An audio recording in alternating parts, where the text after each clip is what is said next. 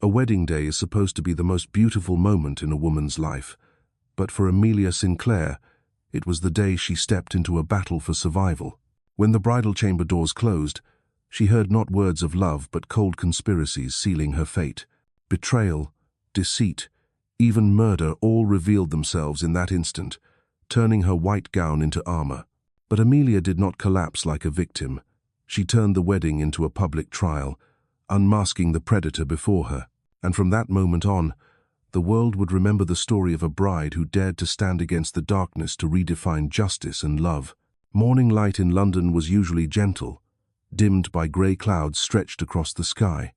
But that day, the sun blazed, making Claridge's Hotel, the crown jewel of Mayfair, gleam like a giant diamond.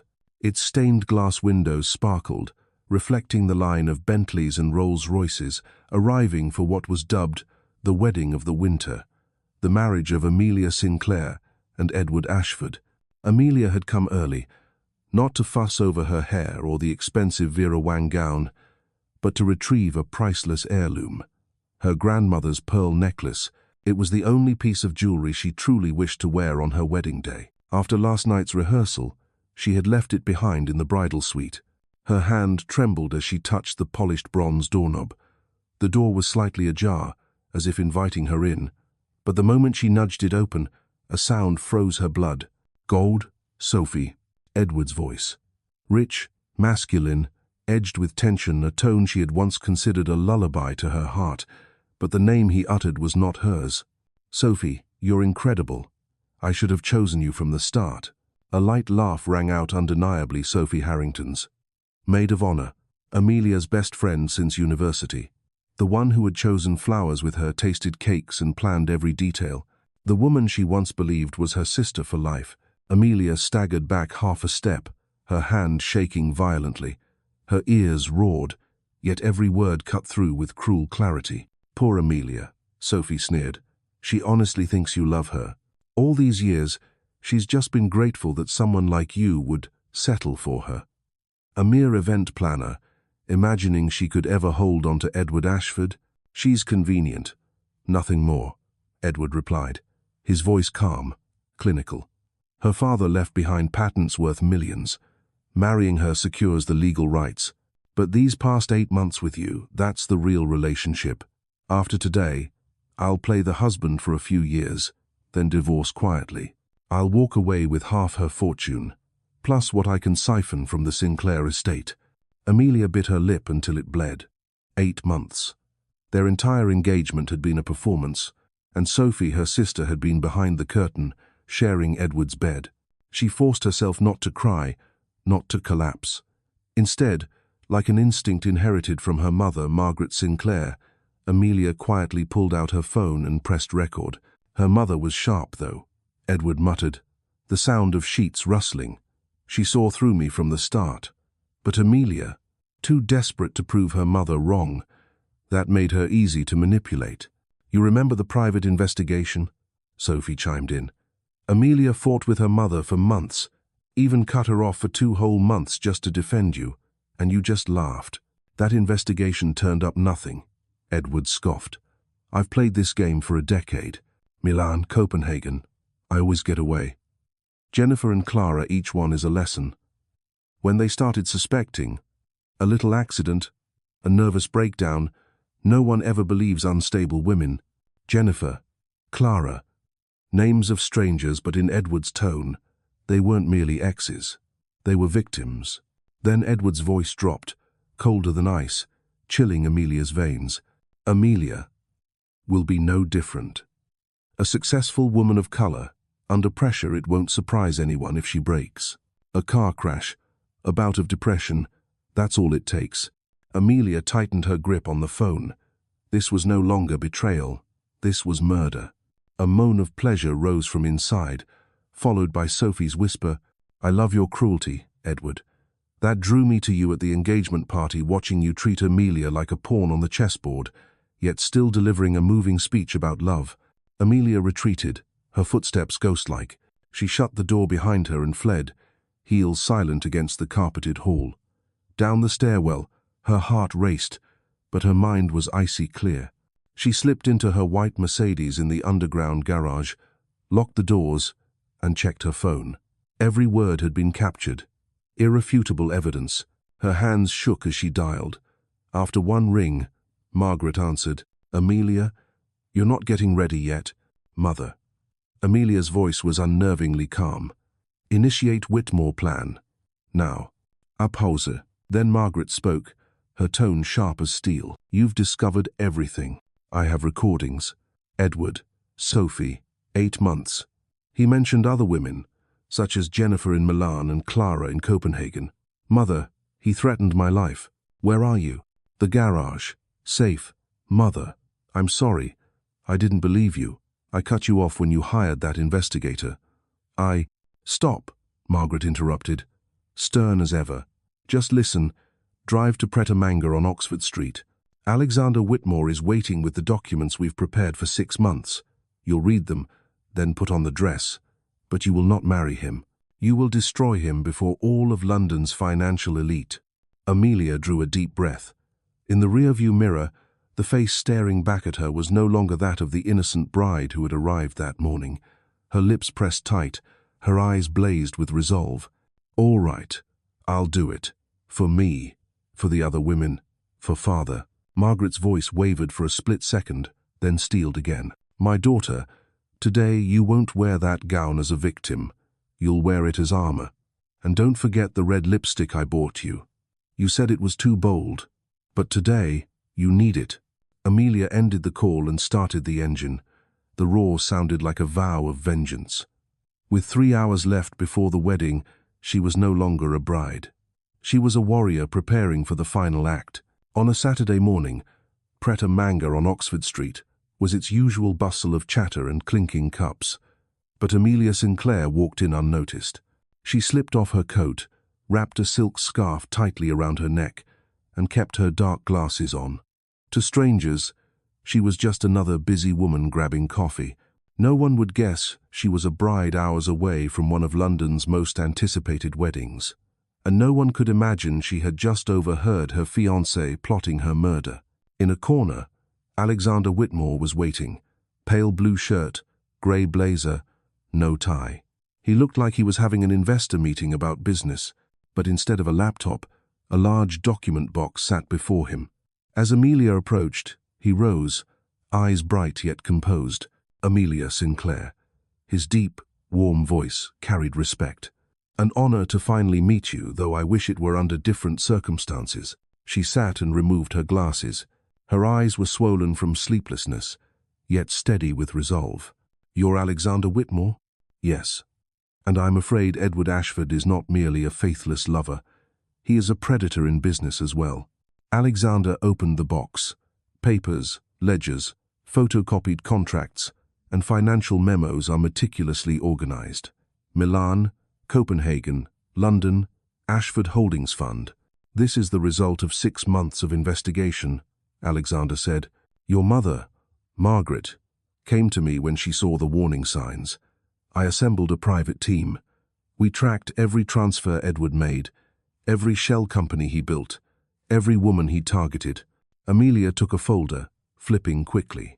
Bank invoices, forged agreements, covert patent sales, all carefully concealed, yet to a financial expert like Alexander, the cracks were glaring. "Your father left 5 medical patents," he continued. "Edward prepared filings to become a co-owner once married. He then intended to transfer them to a Swiss fund he secretly controls. He doesn't just want the money. He wants to dominate the medical technology empire your father built." Amelia's hand trembled, but her voice remained calm. "You said he's done this before." Alexander nodded gravely. "Jennifer Conti, in Milan. She ran a medical software company. After meeting Edward, she developed heavy metal poisoning symptoms, then a car accident. Police ruled it negligence, but we found tampered brakes. And Clara Jensen, Copenhagen," he added. "He courted her, then suddenly she was diagnosed with psychosis and institutionalized. We uncovered evidence of microdosing poison, inducing hallucinations. While she was confined, Edward stripped her company." Amelia closed her eyes, horror surging. The two names whispered in that hotel room now carried entire tragedies. And she, Amelia Sinclair, had nearly become the third. Just then, Margaret entered, elegant in a navy suit. She sat beside her daughter and clasped her hand. "You've seen the evidence. There's no doubt anymore." Amelia turned to her, eyes glistening but dry. "Mother, I owe you an apology. I didn't believe you. I fought you, resented you for interfering. Now I see you saved my life." Margaret squeezed her hand. "No apologies needed. Only that you're alive and awake to the truth." Alexander's calm but firm voice broke in. "We have 3 hours before the ceremony. Every Ashford Holdings investor will be present. If we unveil this evidence there, his entire financial network collapses. Economic crimes officers are on standby, waiting for your signal." Amelia lifted her head, voice sharp with certainty. "Then we'll turn the wedding into a public trial." Margaret nodded, eyes flashing. "That is the Whitmore plan. We've prepared for this moment. All we need is the spark." Alexander leaned closer. "But you must be certain, Amelia. Once you act, nothing will be the same. London will remember you not as a betrayed bride, but as the woman who brought down Edward Ashford. Are you ready to bear that weight?" Amelia drew a deep breath. Her reply rang like steel. "He thought I was a pawn. I'll show him I'm a player. And I won't just fight for myself. I'll fight for Jennifer, Clara, and anyone else who'd fall prey if he isn't stopped." For a fleeting second, admiration flickered in Alexander's gaze. A woman betrayed on her wedding day, but instead of fleeing, she chose to fight. Margaret rose, adjusting her coat. "We must move quickly. Amelia, you'll return to the hotel. Put on the dress. Smile. Be the perfect bride. Sophie will stand beside you, believing she's won. Edward will wait at the altar, thinking you're about to hand him your life and legacy. But in truth, you'll be delivering the blow." Amelia stood too, blood surging like fire. "Fine. I'll play the part.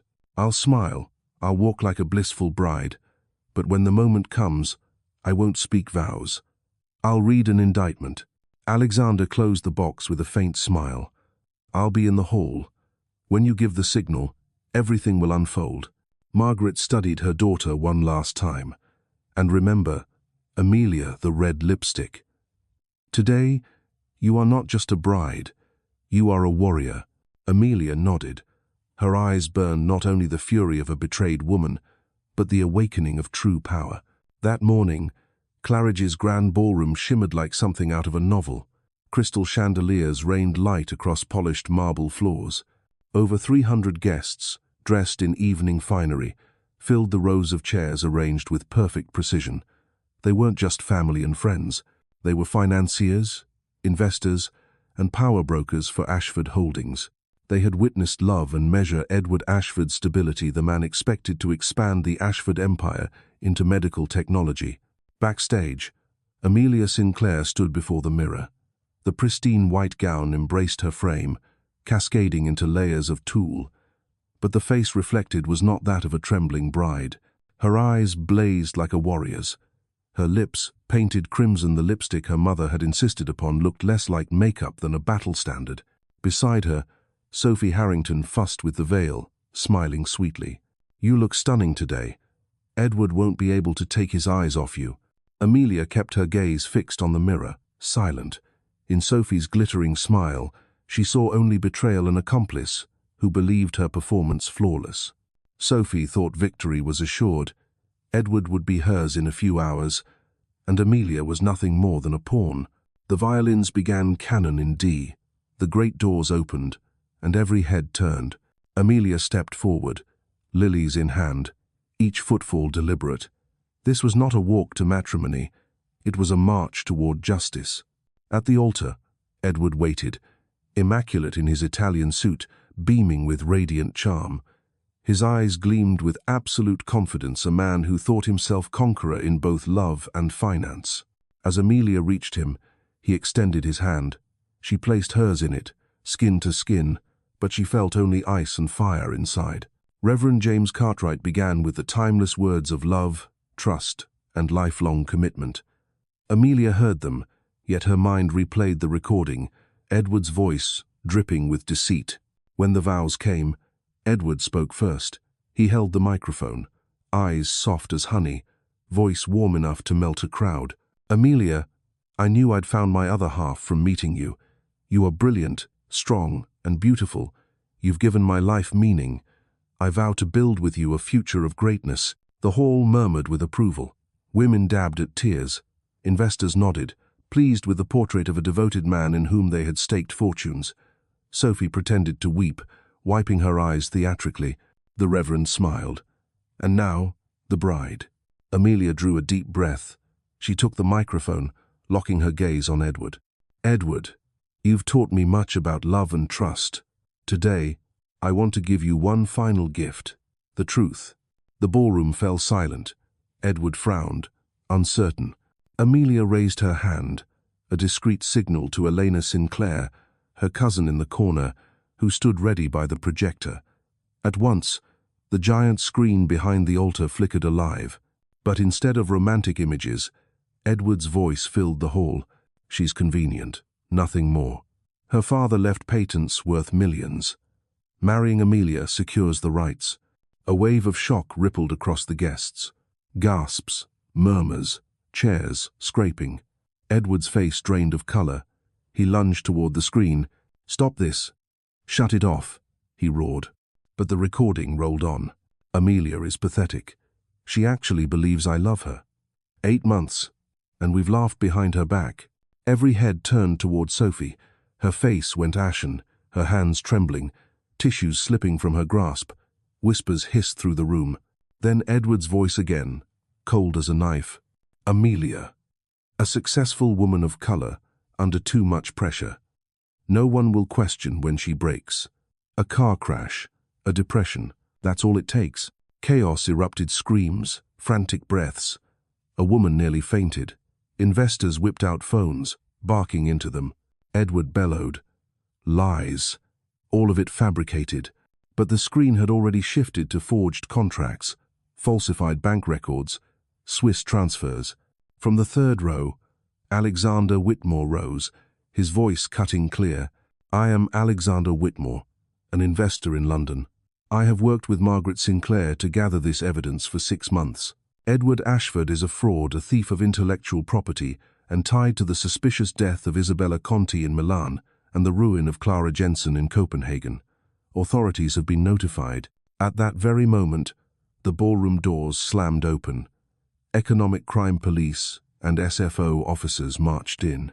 The lead officer strode forward, voice ringing. "Edward Ashford, you are under arrest for fraud, conspiracy to commit murder, and financial crimes." Edward staggered back, eyes bloodshot. He lunged for Amelia, but 2 officers restrained him, clamping on cuffs. He howled, "Amelia, you'll pay for this. You think you've won? You're nothing without me." Amelia stood tall, her gown fanning like wings. Her crimson lips curved into a cold smile. "Wrong, Edward. I still have everything: honor, truth, and those who stand with me. You have nothing." Sophie collapsed into a chair, sobbing. Guests fled in confusion. Reporters' cameras flashed, capturing every second. Within minutes, all of London and soon, all of Europe would know. Amelia Sinclair had turned her wedding into the greatest public unmasking of the year. Margaret stepped forward, laying a steady hand on her daughter's shoulder. "You did it, Amelia. Today, you didn't just escape him. You saved your father's legacy and justice for those women." Amelia watched as Edward was dragged away, his curses echoing uselessly. Inside her, there was only calm. The greater war was yet to come, but today's battle, this chess game, was hers. Completely. 3 hours after Edward Ashford's arrest at the altar, London was in uproar. Guests' phone videos flooded the internet. The bride in white exposing her fiancé with a recording, the giant screen flashing evidence, police storming in to cuff the groom under glittering chandeliers. Headlines screamed across the tabloids and digital front pages. Wedding of the century turns into a public trial. Amelia Sinclair, the bride who destroyed a millionaire fraudster, from event planner to heroine of justice. Amelia sat on the sofa in her Marylebone apartment, scrolling through the endless news stream. The glass of wine in her hand barely emptied each time she tried to sip. Her phone rang again. "Amelia, are you all right? This is BBC. We'd like you to live on air. Sky News requesting confirmation of your story. Dearest, Vogue wants you for a special feature, The Bride of Justice." Her trusted assistant, Waverley, set down another bouquet sent by strangers and sighed. "The phone hasn't stopped once. This country's gone mad for you. We should switch it all off." Amelia nodded faintly, placing the glass aside. "Turn it off. I don't want to hear them calling me a legend. I didn't do it for fame. I did it to survive." Waverley said nothing, but the admiration in her eyes never left. Meanwhile, Sophie Harrington was living a nightmare of her own. Photos of her sobbing at the wedding went viral, captioned with biting sarcasm, "The betraying bridesmaid weeps, not for her friend, but for being exposed." Social media dissected every detail. The champagne gown Amelia had gifted her, the staged, teary eyes, the hugs backstage. All were now recast as evidence of treachery. Paparazzi camped outside Sophie's Kensington home. Each time she peeked through the curtains, cameras flashed. Brand endorsements collapsed overnight. Friends withdrew. To the public, she wasn't just the adulterous bridesmaid. She was an accomplice in a plot to kill her best friend. One afternoon, Sophie called Amelia's office. Waverley glanced at the screen, grimaced. "Want me to block her?" Amelia hesitated. She remembered Sophie's laugh in that hotel room, the mocking words just an event planner. But she also remembered late-night study sessions in college and the way Sophie had held her when her father died. "Put her through," Amelia said quietly. On the line, Sophie's voice trembled. "Amelia, it's me. Please, let me explain." "Explain what, Sophie? You slept with my fiancé for 8 months, plotted with him to steal my legacy and maybe my life. What else is there to say?" Choked sobs. I was jealous. You were always loved, always successful. I was the shadow, the comparison. When Edward said you weren't worthy, that he chose me, I believed him. I thought I'd finally won. But now, it's all ruined. I have nothing. And her voice shrank to a whisper. "I'm pregnant, Amelia. The child is Edward's." Amelia froze, gripping the armrest. "What did you say?" 7 weeks. I found out just before the wedding. I thought it proved I'd won. But now he's in prison. The country despises me. Amelia, I don't know what to do. Please, don't let my baby pay for his father's sins." Silence stretched long. Amelia pictured Sophie bowed in shame at the ceremony. Part of her still burned with fury, yet another part felt pity. The child was innocent. "I won't harm your child," Amelia said at last. "But don't expect us ever to go back. You chose your path." Sophie broke into sobs before hanging up. Amelia set the phone down, her chest heavy. That evening, Alexander Whitmore came to Amelia's apartment, carrying a new file and a box of apple tarts. "Even warriors need dinner," he said with a half-smile. Amelia let out a small laugh the first of the day. "You think a pastry box can save me from a media storm? No, but it can remind you there's still sweetness left in life." They sat at the table. Amelia flipped through the file. He brought preliminary reports from investigators. Beyond the evidence unveiled at the wedding, there were more discoveries. Fake identities across Europe, shell companies siphoning tens of millions. "The deeper we dig, the fewer exits he has," Alexander said. "But Amelia, I must ask, are you all right? Today, you became a symbol. This entire city is watching you." Amelia sipped her wine, gaze distant. "I don't want to be a symbol. I only wanted to live. But if my truth can protect others, I'll accept it." Alexander studied her quietly, admiration deepening into something else.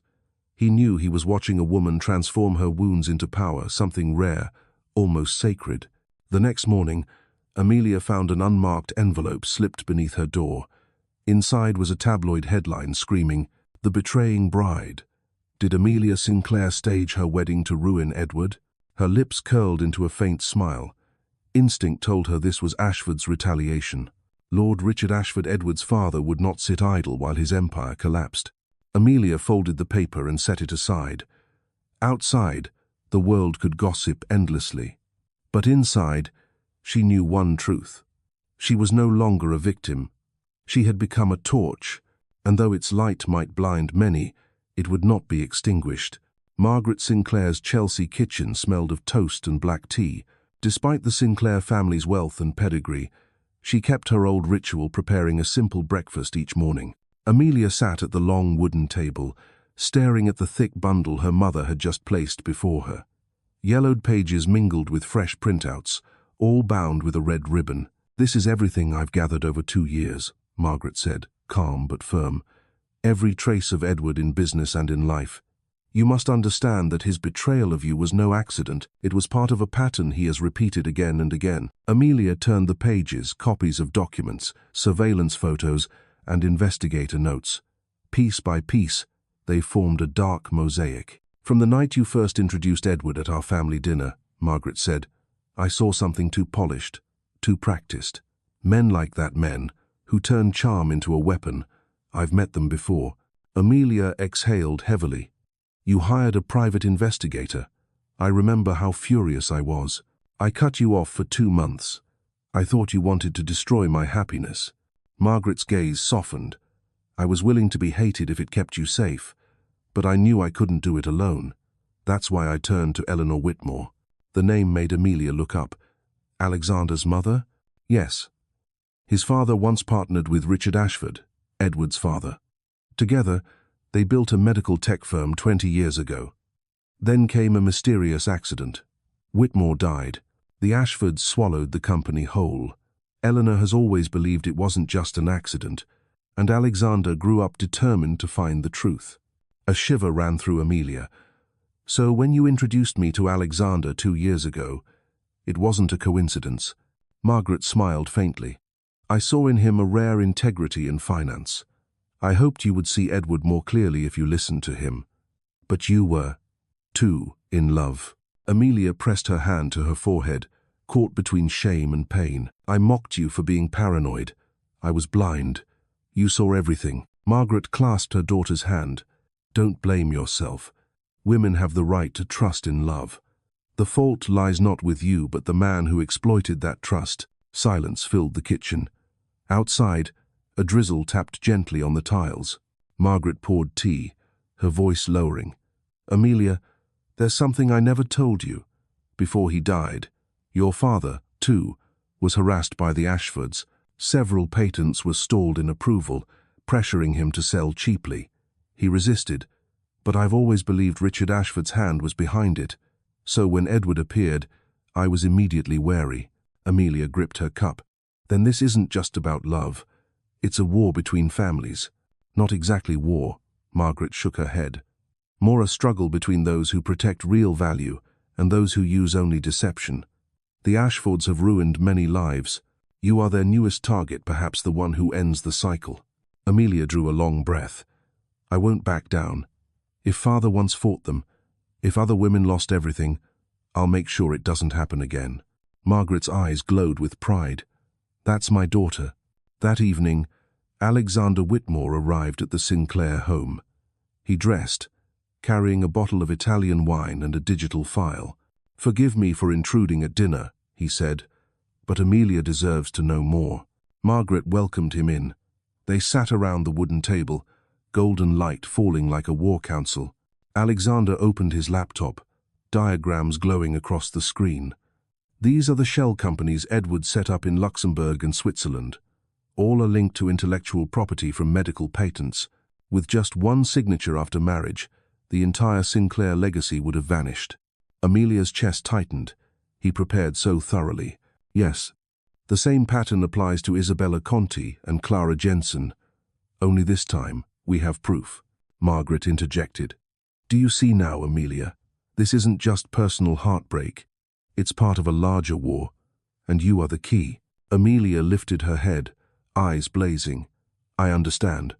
I'll see it through." When Alexander left, Amelia walked him to the door.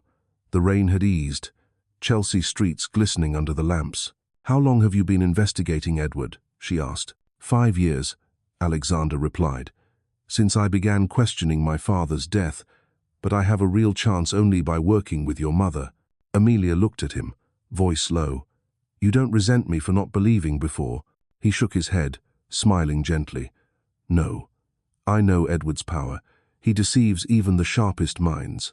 What matters is you see now." They stood in silence for a moment. Amelia realized her heartbeat was not from fear but something new, something more challenging to name. "Thank you, Alexander," she said softly. "Not just for the evidence, but for believing I could rise again." He bowed his head slightly. "You're stronger than you think." She watched him disappear into the night. Inside her, a new certainty flickered to life. She was not alone. She had her mother, who saw everything. She had Alexander, a steadfast ally. The coming storm would be fiercer still, but Amelia knew. She was ready. Amelia Sinclair never imagined her office would become a battlefield just 3 days after the ruined wedding. When she unlocked the doors of Sinclair Events in Soho, a cold draft rushed in through shattered glass, carrying the sting of dust and paint. Files, contracts, sketches torn and scattered across the floor like dirty snow. On the wall, a blood-red scrawl screamed, "You destroyed me. Now I will destroy you." A rusty knife pinned her father's photograph to the plaster, piercing through the Sinclair family motto, "To live with honor." Behind her, Waverley froze, then gasped, "Oh my God, he's gone mad." Amelia's chest tightened, but her face remained composed. She pulled out her phone and called the police. 10 minutes later, Detective Fiona Hart arrived with a forensic team. She surveyed the wreckage, then turned to Amelia. "This wasn't a random break-in. It's a message, and only one man has the motive." Amelia didn't need the name. Edward Ashford. Hart nodded grimly. "His father posted bail. There's a restraining order, but he's never respected the law. You must be extremely cautious. A wounded predator is always the most dangerous." Amelia clenched her fist. "He wants me afraid. I won't give him that." That night, her phone rang with trembling static. Sophie Harrington's voice cracked through the line. "Amelia, he broke into my flat. I wasn't there, but the concierge called. The door forced open, and he left a message in the bathroom." Amelia's brow furrowed. "What message?" A silence. Then Sophie whispered, "Traitors will meet their end." A chill swept Amelia's spine. As much as she despised Sophie, she knew. Edward's revenge had widened. Not just Amelia, but even his former accomplice was now prey. "You must report it," Amelia said firmly. "I did, but Amelia," Sophie's voice fractured, "I'm pregnant. I don't know what he'll do. Please don't let him hurt me." Amelia bit down hard, bitterness mixing with reluctant pity. "I won't let him harm you. But Sophie, from now on, you must tell the truth, every last detail. If you keep anything hidden, we could both end up dead." The next day, Edward reappeared in public. Outside the Ashford Mayfair mansion, he faced a swarm of cameras, flawless in a navy suit, hair slicked, charm intact, his new role, the betrayed man. "I am the victim of a conspiracy," Edward declared, his voice deep, deliberate. "Amelia Sinclair and Alexander Whitmore staged a performance.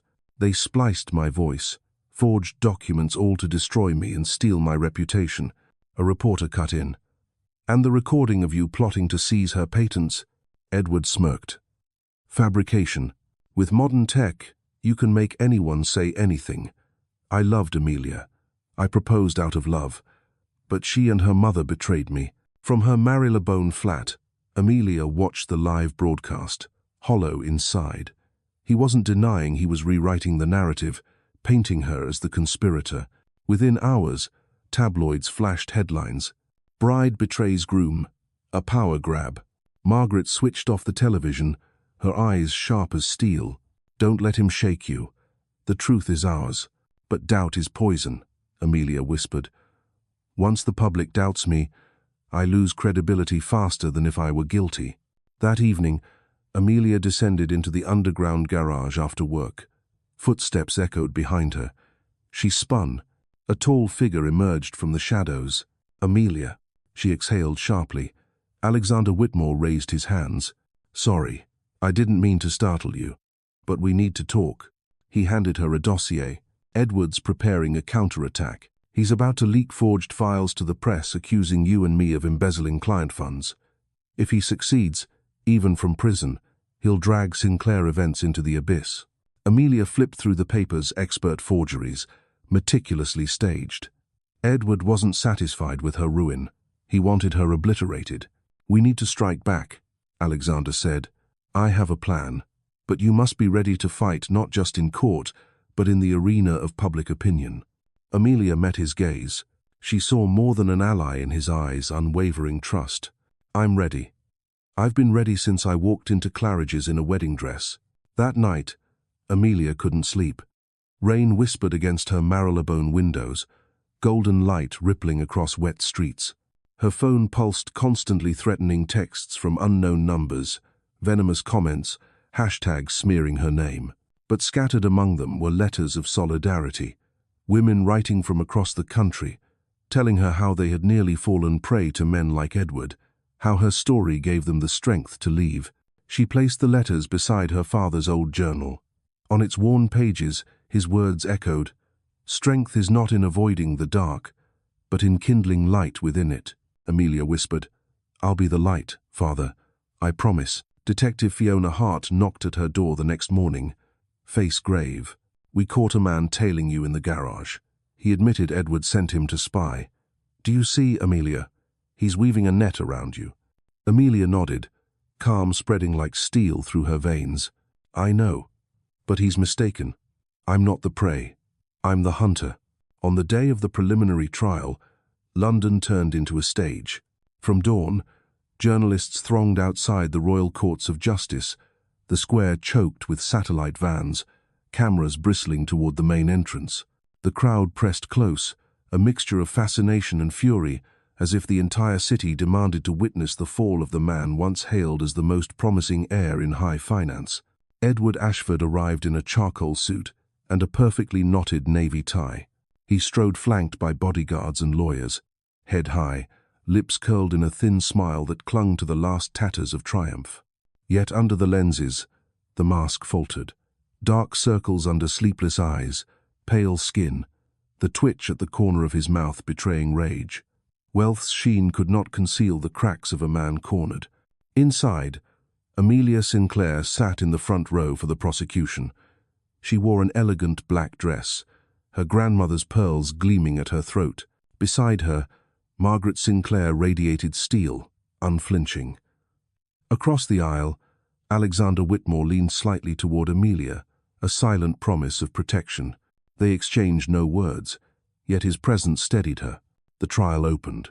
The prosecutor recited a litany of charges: financial fraud, forgery, conspiracy to murder, coercion of accomplices. Each accusation struck the hushed courtroom like a hammer. Edward remained impassive, occasionally smirking, as if enduring a tedious recital. He believed his army of lawyers would unravel every thread. Then the prosecutor introduced the infamous recording that had turned a wedding into a public tribunal. Edward's voice, Sophie's laughter, and the chilling admissions echoed through the speakers. Gasps rippled, some jaws dropped. Edward winced, whispered furiously to his counsel. Blackwell, the sharp salt and pepper-haired lead attorney, rose at once. "Your Honor, this recording is inadmissible. In today's digital age, voices can be fabricated, spliced, and manufactured. This is nothing but digital trickery." The judge nodded, noting the objection, but allowed proceedings to continue. Amelia's hands clenched tight. She knew the tape was only the opening move. The real piece remained hidden until the time to strike. After a short recess, the prosecutor returned, voice laced with quiet triumph. "Your Honor, technical evidence can be doubted, but flesh and blood witnesses cannot. Today, we call someone extraordinary, someone the defendant himself declared dead 3 years ago." The courtroom erupted in whispers. Edward jolted, eyes widening, his face draining of color. He shook his head wildly at his lawyers, disbelief etched across his features. The doors swung open. A woman entered thin, her face lined with a faint scar running from jaw to neck, hair cropped short, eyes deep as a chasm yet burning with fierce light. Beatrice, Ashford, Edward's legal wife from 2018 to to 2020.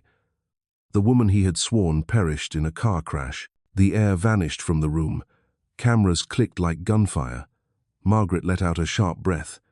Alexander leaned toward Amelia, whispering, "This is the death blow." Edward exploded, shouting, "No, she's dead. This is a trick, an impostor." Guards restrained him as the judge hammered for order. Beatrice stepped to the witness stand, raised her hand, and swore in. Her voice was hoarse, but every word carried like steel. "My name is Beatrice Ashford. I was married to the defendant. I did not die in 2020. I survived an attempted murder." A collective gasp surged. Reporters nearly trampled forward, shutters firing in frenzy. Beatrice inhaled deeply, her eyes locked on Edward. "For months, Edward laced my food and drink with mercury. I grew weak, confused, and diagnosed with a supposed psychiatric illness. When I began to suspect, he cut my brakes. My car plunged into a lake. Everyone believed I died, but a fisherman pulled me out. I lost my memory for half a year. When I recovered, I knew he would finish the job if I returned. So I lived under an alias, in hiding, in fear." The prosecution laid out corroborating evidence, medical records, toxicology reports showing mercury traces in her hair, and a mechanic's report proving deliberate brake sabotage. Each aligned with Beatrice's testimony. Edward thrashed, bellowing, "She's insane. She poisoned herself to frame me. This is a farce." Beatrice's glare cut through him. "I once loved you, Edward. I thought you were my refuge, but your love was a death sentence. I've been silent too long. Today I say, I am alive and no longer afraid." The courtroom seemed to hold its breath. Amelia's skin prickled, torn between tears and awe. Beatrice was reclaiming her life and shielding others from Edward's predation. Blackwell rose, voice tight. "Your Honor, this testimony is built on fragile memory after traumatic brain injury. There is no direct evidence that the accused administered poison or tampered with brakes." The prosecutor smirked. "No direct evidence? Then perhaps counsel will explain these audio files recovered from Mrs. Ashford's old phone. Recordings of the defendant boasting of his mercury method. Your Honor, let us play them." The speakers crackled alive. Edward's voice, younger but unmistakable, "Patience. Mercury makes her weak, makes her look insane. Then, just one accident, it's over." And another voice, deeper, colder, "Lord Richard Ashford, do it carefully. Don't rush. Once she's gone, her company will be ours." A deadly silence fell, shattered only by Edward's howls. "No. Lies. A trap." The judge's gavel slammed. "Mr. Ashford, another outburst, and you will be removed." Amelia watched him writhing in chains, the mask stripped away. No longer a fiancé, no longer a polished heir, only a beast tangled in his own snare. The hearing ended in uproar. The verdict was not yet written, but the tide was irreversible. With Beatrice's testimony and the damning tapes, Edward faced a sentence he could not escape. Headlines blazed within minutes. "Beatrice Ashford returns, from the dead to expose husband's murder plot." Justice rises in the trial of the century. Amelia's eyes met Beatrice's across the hall as she left the court. No words passed, only a gaze of recognition. Two women once nearly erased by the same hand, now standing as proof that truth, however buried, will claw its way back. Outside, cheers erupted, flashbulbs flared. The cold wind swept through the square, carrying a heavy and liberating weight. The war was not finished, but today, Amelia had glimpsed the light of victory. After Beatrice's testimony shook the court, London was feverish. Newspapers called it the most shocking return from the dead of the decade.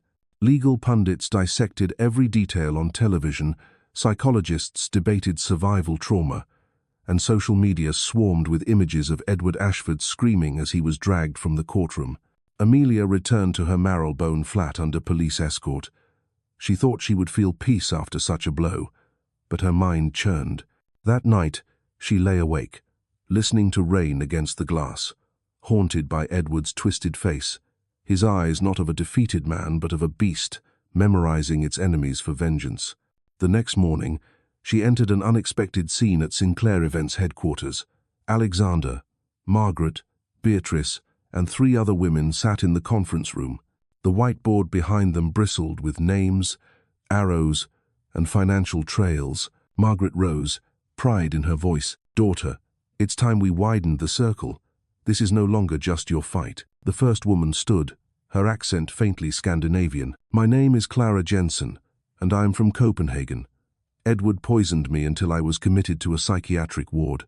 I lost my company, my family, but I survived, and now I want justice." Amelia clasped Clara's trembling hand. The second, tall and hollow-eyed, spoke. "I'm Tanya Richards, from Manchester. He destroyed my startup with leaked private videos. My marriage collapsed. My 3 children despise me. I've stayed silent for years out of shame, but I won't let him ruin others." The third, curls framing her olive face, said, "Sofia Castellano. I escaped him in Milan, but I've lived in fear for 2 years. When I saw the wedding video, 'Amelia,' I cried. I knew it was time to stop running." Silence fell. Amelia looked around. Beatrice, Clara, Tanya, and Sophia. Each is a living scar. Each is a testament to Edward's destruction. And now, together, a circle of survivors. Alexander slid a thick file toward Amelia. "My team has gathered statements and evidence from all of them. We won't charge Edward for your case alone, Amelia. We'll expose the full decade of predation. This will be systemic. He will never rise again." Amelia drew a steady breath. "We are no longer victims. We are living witnesses. If we stand together, he has nowhere left to hide." Beatrice nodded. "We must tell it all. No more shame. No more silence. That's the only way to break his cycle." Margaret's eyes glowed with pride. "You are not only fighting for yourselves, you are fighting for women yet to come, those who will learn to see the signs and leave before it's too late." In the following days, Sinclair Events boardroom became a command center. Survivors spoke their stories, sometimes choking back sobs, sometimes shaking with rage. Amelia listened, recorded, and embraced. She realized that strength lay not only in legal proof, but in the solidarity of wounded souls binding together.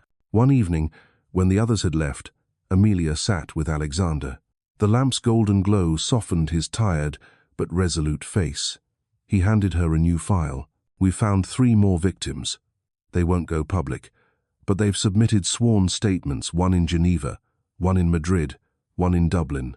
Edward's trail stretches across Europe. This isn't just a case. It's a predator's map." Amelia flipped through the pages, her chest heavy yet her eyes alight. "Then we'll turn it into a verdict. So he cannot deny it." Alexander studied her. "Do you see, Amelia? You started this. Without that day at Claridge's, these women would still be silent, still living in the dark." She shook her head softly. "I only did what I had to do to survive. They are the brave ones for stepping into the light after so many years." He smiled, warm. "Perhaps it's both, and that's why this alliance has power." Beyond the windows, London glowed, endless streams of headlights cutting through the night. Inside, an alliance was forged, women who once thought themselves broken, now readying their decisive strike. Edward would not face a single opponent this time.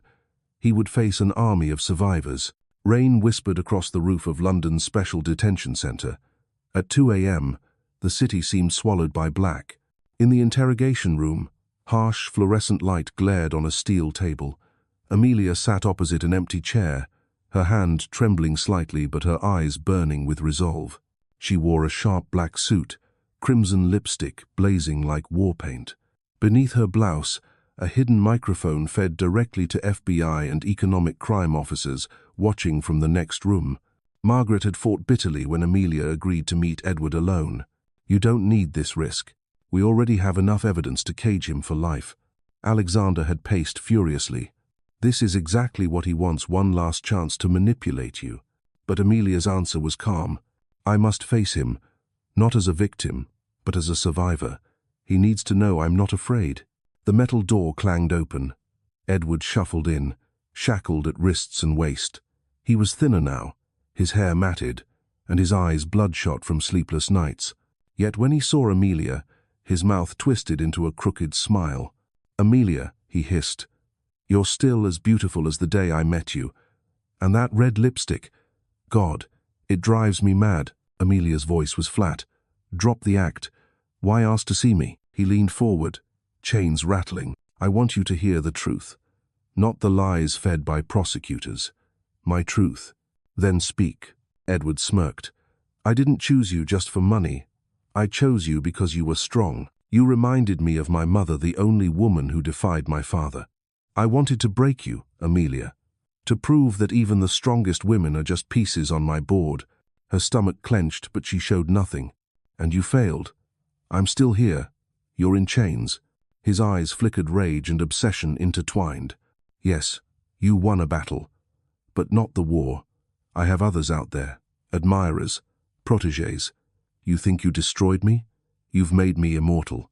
A chill gripped Amelia, but she remembered the letters of support, the women thanking her for exposing him. She drew a steady breath. "No, Edward, you are not a legend. You are a sickness, and those who follow you will be dragged into the light, just like you." Edward tilted his head, grinning darkly. "You know their names, then? Marcus Webb, your office neighbor, who's taken hundreds of photos of you in the shadows. Thomas Chen, the barista at your cafe, slip drops into your morning latte to make you doubt yourself.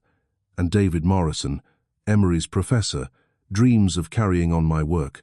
Amelia's blood froze, but she held his gaze. She knew the officers next door were recording every word. Edward leaned back, chains taut. "See, I told you. I am eternal. Cage me, but my creed spreads. And you, Amelia," his voice dropped to a hiss, "you'll never be safe.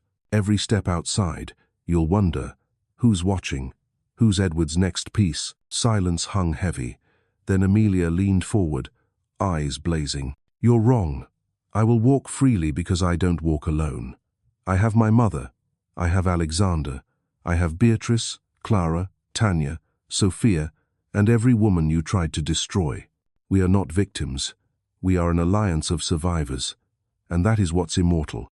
Edward burst into manic laughter, the sound clanging off the concrete walls. But beneath it, Amelia saw it, the flicker of panic. He knew the game was over. The door burst open.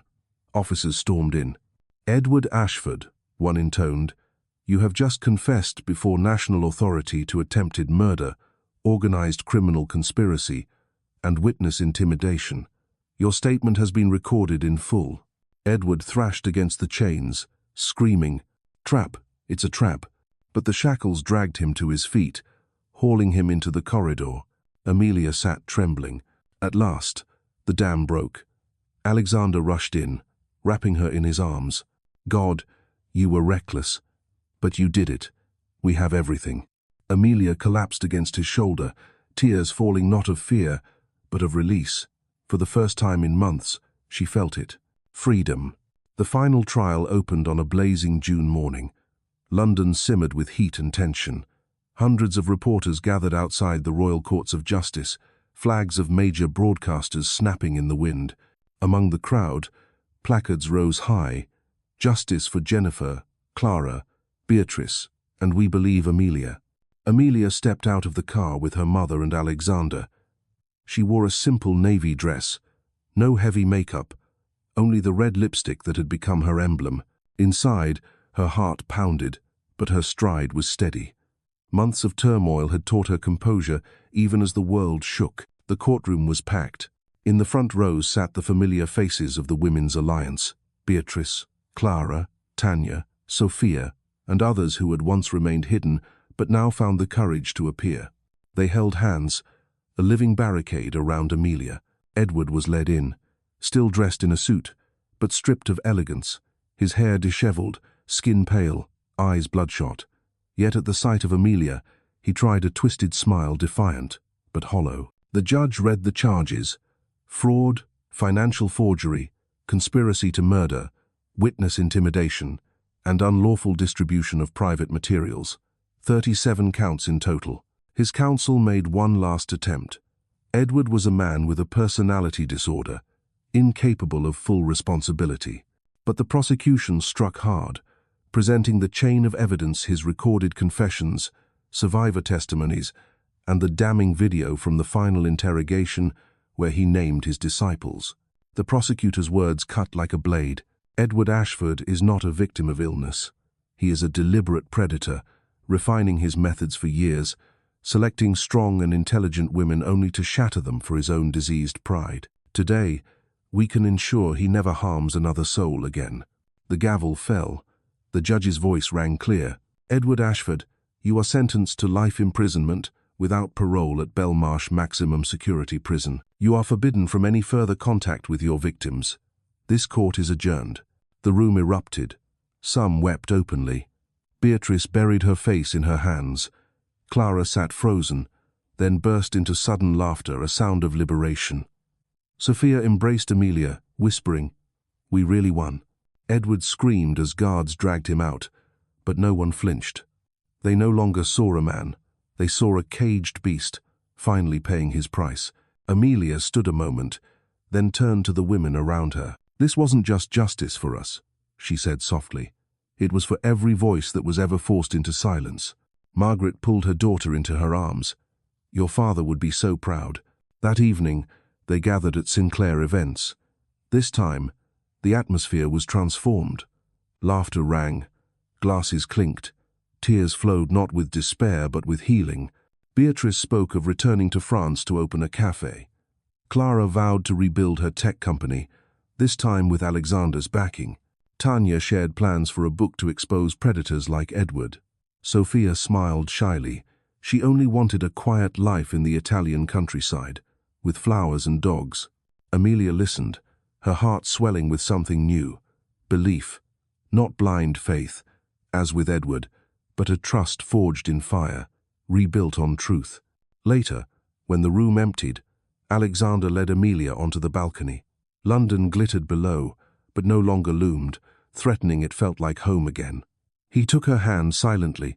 She looked into his eyes, finding the patience, the steadiness she had leaned on through the storm. "You know," she said softly, "I once thought I could never love again. But now I see love doesn't make me weaker. It can be a strength, if it's built on respect." Alexander smiled, squeezing her hand.